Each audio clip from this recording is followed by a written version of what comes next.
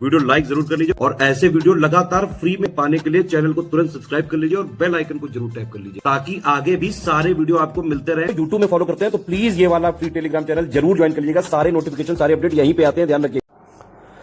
नमस्कार साथियों, स्वागत है आप सभी का स्टडी फॉर सिविल सर्विसेज में। ये क्लास है हमारी इन्वायरमेंटल साइंस की और आज हम देखने जा रहे हैं एक बहुत ही इंपॉर्टेंट टॉपिक जो कि है भारत कूलिंग एक्शन प्लान। ठीक है, जिसका नाम है Bharat cooling action plan ICAP।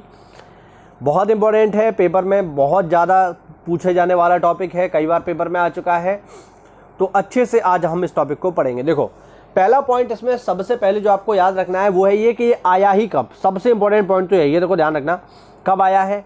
तो ध्यान रखिएगा साथियों, 8 मार्च 2019 को आया है। सबसे पहला इंपॉर्टेंट पॉइंट आपको यही याद रखना है कि कब आया है। ठीक है, अब है क्या ये मैं आपको बता देता हूं। देखो, पर्यावरण, वन और जलवायु मंत्रालय ने 2019 के दौरान इंडिया कूलिंग एक्शन प्लान विकसित और लॉन्च किया, जो विश्व ओजोन दिवस 2021 की थीम के अनुरूप है।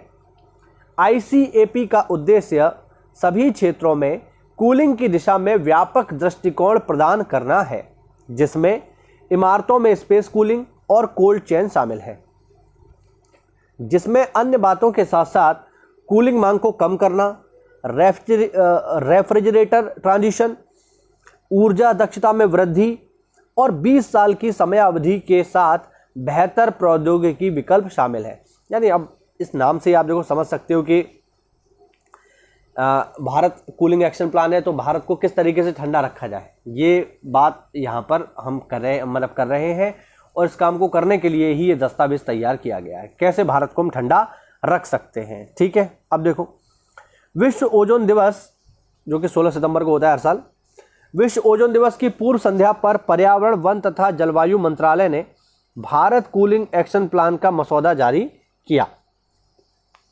इसके साथ ही भारत ऐसा दस्तावेज विकसित करने वाला दुनिया का पहला देश बन गया है। ध्यान रखना, ऐसा करने वाला भारत दुनिया का पहला देश हो गया है। ICAP सेक्टरों में शीतलन आवश्यकता को संबोधित करने के लिए एक दीर्घकालिक योजना है। वर्ष 1937 तक शीतलन मांग को 20 से 25% और प्रशीतक मांग को 25 से 30% तक कम करना इस योजना का लक्ष्य है।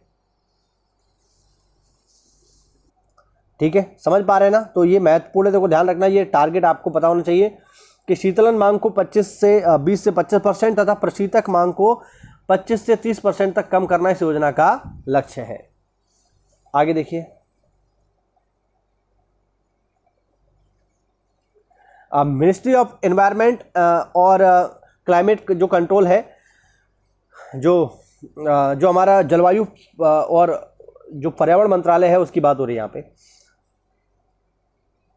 कि ओजोन सेल द्वारा तैयार किए गए मसौदे का उद्देश्य, यानी पर्यावरण जलवायु मंत्रालय के द्वारा जो तैयार किया गया मसौदा है, इसका उद्देश्य ओजोन परत को उन सभी पदार्थों से बचाने की आवश्यकता में ध्यान रखते हुए टिकाऊ शीतलन प्रदान करना है। ठीक है, जो इसका क्षय कर रहे हैं। यानी देखो सीधी बात है ये कि जो हमारा पर्यावरण मंत्रालय है उसने एक मसौदा तैयार किया है और उसका टारगेट ये है कि उन सभी पदार्थों को हम कम करें जो हमारी ओजोन को नुकसान पहुंचा रहे हैं। ठीक है, हाँ, अगला पॉइंट यह 2037-2038 में प्रशीतन की आवश्यकताओं के अनुमानों के साथ 20 साल का परिप्रेक्ष्य प्रदान करता है।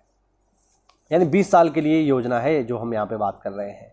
ठीक है, आगे देखो, ICAP विभिन्न सेक्टरों में शीतलन आवश्यकता को संबोधित करता है और उन कार्यों को सूचीबद्ध करता है जो शीतलन के मांग को कम करने में मदद कर सकते हैं। ठीक है, शीतलन का मतलब वहाँ पे देखिए, बार बार इसको समझ लो यार कि शीतलन जो बार बार शब्द आ रहा है इसका मतलब क्या है।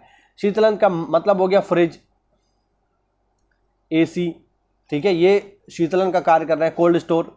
ठीक, तो इनको किस तरीके से, अब जब हम इनको यूज करते हैं AC फ्रिज को, तो इनसे गैस निकलती है CFC, जो कि हमारे पर्यावरण के लिए नुकसानदायक है, ओजोन लेयर के नुकसानदायक है। तो हम ऐसा क्या इनका विकल्प निकालें कि अब हम लोगों से ये तो बोल नहीं सकते कि यार AC यूज करना बंद कर दो, ये तो नहीं हो पाएगा। ठीक है, लोग AC यूज करेंगे, लेकिन हम ऐसा क्या कर सकते हैं कि लोग AC भी यूज करते रहें और हमारे पर्यावरण को भी नुकसान ना हो। तो उसके लिए यहाँ पर जो है ये काम सरकार कर रही है। ठीक है, अब देखो, इसका लक्ष्य पर्यावरण और सामाजिक आर्थिक दोनों तरह के लाभों को हासिल करने के लिए उचित कार्यों में सामंजस्य स्थापित करना है।